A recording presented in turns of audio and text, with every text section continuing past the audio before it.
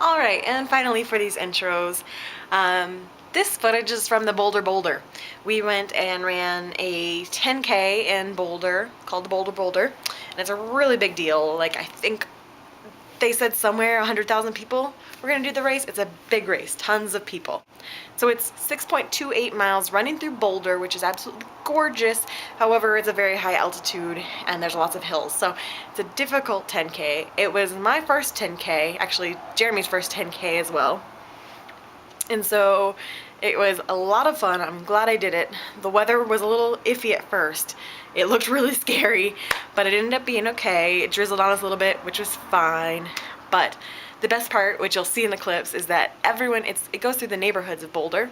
So everyone gets really involved in it. There's people in their front yards like drinking orange juice and having breakfast in their front yards, watching everybody run by. People put their sprinklers on in the roads so you can run through their sprinklers. People are outside with their little bands playing. There were like 2 or 3 different bands with like middle school age children rocking out in their driveways. And so it was really cool, really fun. There's some frat houses around there, so they were serving free beer. People could come pick up beer and donuts as they ran instead of water and Gatorade. There's like a random corner where they threw marshmallows at you, and another corner where they threw Cheetos at you. People had slip and slides, which you'll get to see most of this in the footage. The first 2 miles were rough. I will say rough. My second mile, I was using my phone, I was using Pandora to get myself going, listening to music, and my Pandora decided to stop working. My phone just had like a malfunction. It wouldn't load Pandora. So my whole second mile was spent walking, trying to get my Pandora to work again. And finally got it working again, and Jeremy and I decided to split up because he's 6'1", 6'2", I'm 5'4". It's really impossible for us to jog at a comfortable pace together. And we did it for the first mile, but he was getting annoyed because my jogging pace is basically his walking pace. And if we take a break to walk together, his walking pace is my jogging pace. So we can't ever get on a good rhythm together. So we did the first mile together. We did the second mile together trying to figure out my Pandora. And then we split up. And I'm really glad we did because we both had a lot more fun doing it on our own, where I wasn't killing myself trying to keep up with him, or he wasn't having to stick behind with me. So we still ended up, I only finished like 7 minutes later than him. So we still, did pretty well. I stayed, not too bad for a guy that's 6'1", 6'2", sticking up, where I finished in 1 hour and 28 minutes. He finished in 1 hour and 21 minutes.